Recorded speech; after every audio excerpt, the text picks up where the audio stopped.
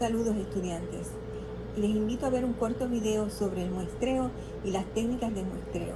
Estas son unas prácticas muy importantes en nuestra investigación por varias razones. Las primeras dos, número uno, que nos permite minimizar la cantidad de observaciones necesarias para nuestro trabajo de investigación, y número dos, que nos permite crear representatividad en la muestra escogida, es decir, que nos permite trabajar con el mínimo posible y además que el universo esté representado de manera casi exacta en nuestra muestra. Veamos el video.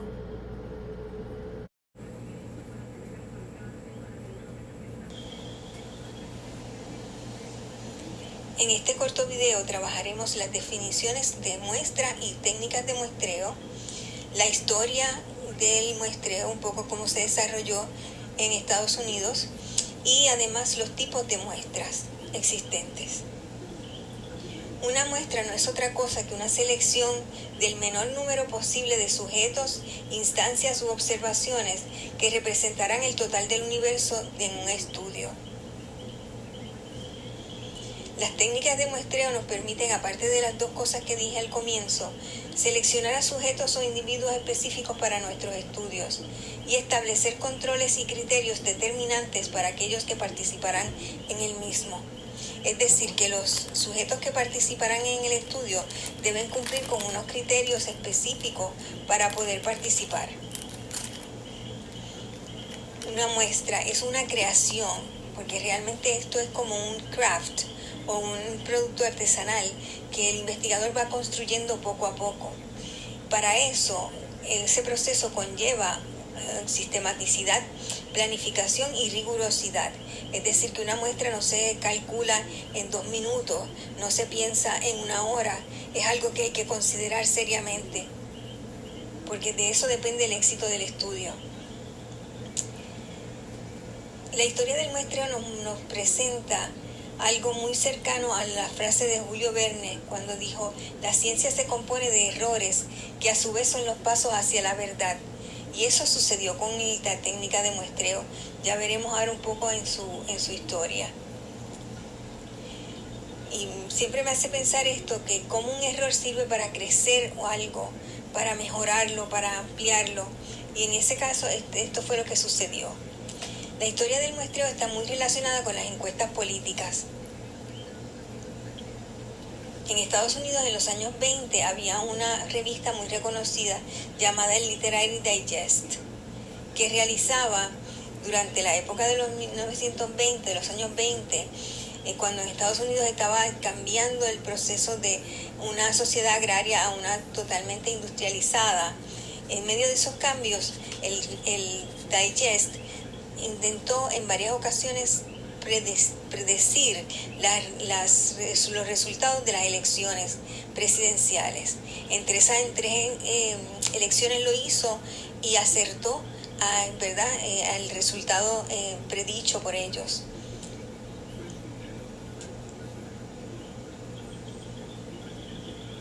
De 1920 a 1932 las predicciones del Digest fueron acertadas. En 1936 decidió ampliar. 1920 a 1932 las predicciones del Digest fueron acertadas. En 1936 decidió ampliar su muestra para incluir a 10 millones de personas en la misma, en el estudio. Ellos así lo hacían enviando tarjetitas a las personas donde la gente indicaba cuál era su preferencia de voto y las devolvía a ellos. Ellos las contabilizaban y luego publicaban el resultado. En 1936 decidieron ampliar, ya les digo, a 10 millones de personas, ¿verdad? Y pensaron que con esto iba a ser exitoso y mucho más acertado su predicción. Pero ¿qué pasó? Fallaron malamente. Los resultados de la elección fueron opuestos a la predicción del Digest. El presidente Roosevelt ganó las elecciones, obteniendo el 61% de los...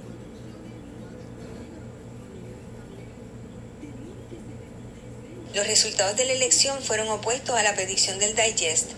El presidente Roosevelt ganó las elecciones, obteniendo el 61% de los votos. Y nos preguntaremos, ¿pero cómo que esto ocurrió?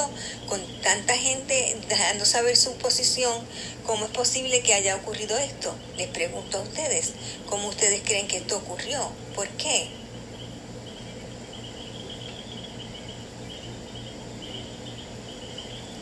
Bueno, pues fue muy sencillo. La muestra utilizada se sesgó dramáticamente porque ellos escogieron las maneras de encontrar los nombres y las direcciones. Dijeron, bueno, pues vamos a hacerlo de la manera donde está todo más rápido. La guía telefónica y las listas de los concesionarios de ventas de autos. Así que toda la gente que participó tenían teléfono en aquella época de crisis económica y tenían auto, es decir, que tenían un poder adquisitivo extraordinario. Y eso hizo que la muestra se sesgara solamente hacia ese sector y por lo tanto dejó fuera del panorama a la gente pobre o de clase media, que en ese momento, ¿verdad?, atravesaba un proceso muy difícil económicamente.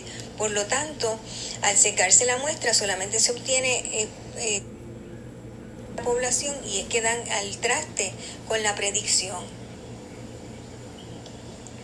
A raíz de esta situación de error del digest, los investigadores que estaban en Estados Unidos recién llegados de Europa a raíz de las guerras, pues muchos de ellos, ¿verdad?, vienen a las universidades de Estados Unidos y comienzan a desarrollar lo que es el muestreo, la técnica del muestreo.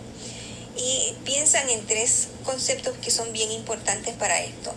El universo, que es la totalidad de observaciones disponibles, o sea, toda la gente que podría, si estamos hablando de encuestas, todas las personas que podrían participar en la misma. Y la población, que es un subconjunto del universo, un grupo más pequeño que forma parte de ese universo. Y la muestra, que es un subconjunto menor aún de la población. La muestra es lo que utilizamos nosotros para trabajar nuestros estudios. Un ejemplo más claro de esto sería el universo, serían los estudiantes de la UPR de Río Piedras. La población dentro de ese universo, una de las poblaciones, sería los estudiantes de la Facultad de Humanidades. Y dentro de esos, la muestra podría ser los estudiantes del programa de lenguas o los estudiantes del programa de bellas artes, ¿verdad?, o cualquiera otra de los programas de humanidades. Es decir, que vamos desde lo mayor, lo vamos reduciendo hasta el número mínimo de sujetos para participar. Aquí una pequeña, ¿verdad?, dibujito que nos indica cuál es la población de aliens y cómo se reduce hasta la muestra de aliens, que espero que no nos persigan próximamente. Hay dos tipos de muestras, las muestras probabilísticas y las no probabilísticas. Estén muy pendientes a esto porque suele confundir con frecuencia. Hay unos conceptos básicos del muestreo, ¿verdad? Y lo primero es las que ya hemos dicho, ¿verdad? El universo, la población, la muestra y el individuo, que finalmente es quien contesta o participa en el trabajo de investigación. Las muestras usualmente deben ser representativas, contesta o participa en el trabajo de investigación. Las muestras usualmente deben ser representativas, es decir, deben incluir a todos los miembros de la población que estamos estudiando. Y hay varias etapas para las muestras. Está la etapa de preparación y ya la etapa de implantación de la muestra o creación de la muestra. Y entonces, en términos de las muestras probabilísticas, dentro de las muestras probabilísticas hay varios diferentes tipos. Está la muestra probabilística simple, la muestra probabilística sistemática, la muestra probabilística estratificada, la que es por conglomerados y la que es multi-etápico. Esta palabra siempre me da mucho trabajo. Y las no probabilísticas las vamos a ver en otro video más adelante. La muestra probabilística tiene muchas ventajas. La principal es que puede medirse el tamaño de error de la predicción. ¿Por qué? Porque nosotros decidimos cuál es el mayor error que vamos a resistir. Cuando definimos cuál es el error aceptado o error estándar. Las muestras probabilísticas son